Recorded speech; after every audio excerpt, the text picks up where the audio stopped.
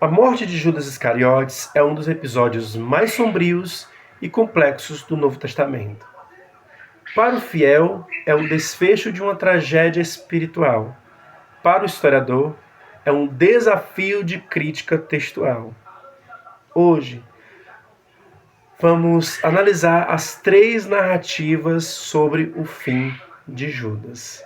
Claro, respeitando o texto sagrado e observando o que a ciência da história nos diz sobre esses registros.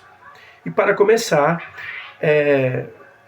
o mais provável, claro, é falar daquele texto que é o mais conhecido, o texto de Mateus, lá no capítulo 27, versículos 3 ao 10. Ali a gente vê um Judas profundamente arrependido. Ele tenta devolver as 30 moedas de prata e, diante da recusa dos sacerdotes, o que ele faz? Ele as lança no templo e se enforca.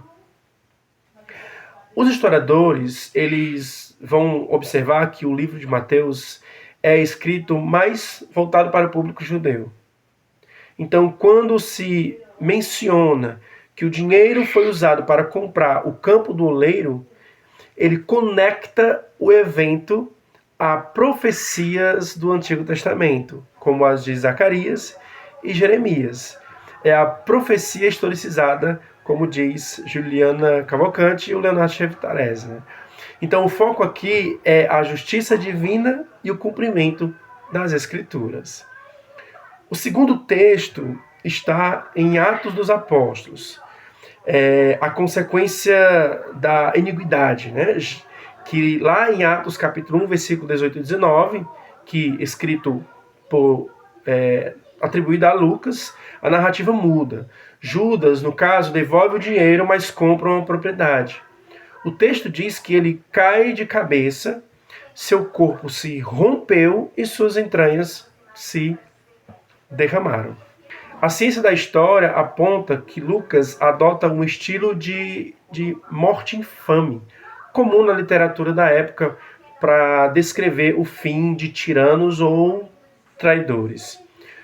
O foco do livro de Atos não é o estado psicológico de Judas, mas a purificação da comunidade apostólica para a escolha de um substituto, Matias. O Papias de Herápolis, que viveu logo após ali os apóstolos, o que ele descreve? Ele fala de uma morte por doença degenerativa, onde o corpo de Judas teria inchado até se tornar irreconhecível. Né?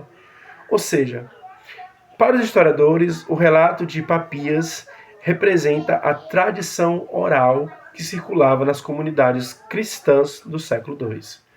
É um exemplo de como a memória popular tendia a enfatizar o castigo físico como reflexo do desvio moral.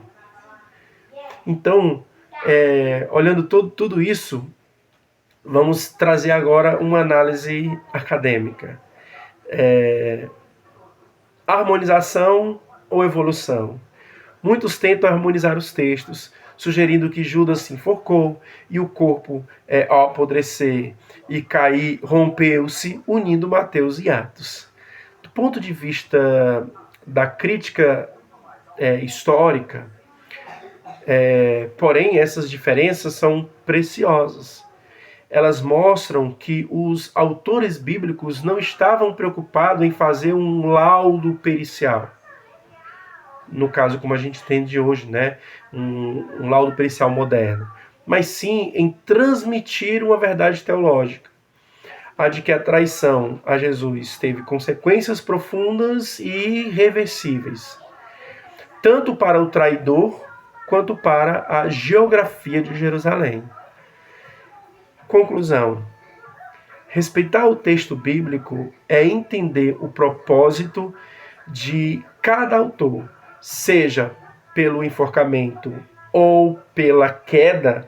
A morte de Judas permanece na história como o símbolo máximo da fragilidade humana diante da escolha entre a fidelidade e a conveniência.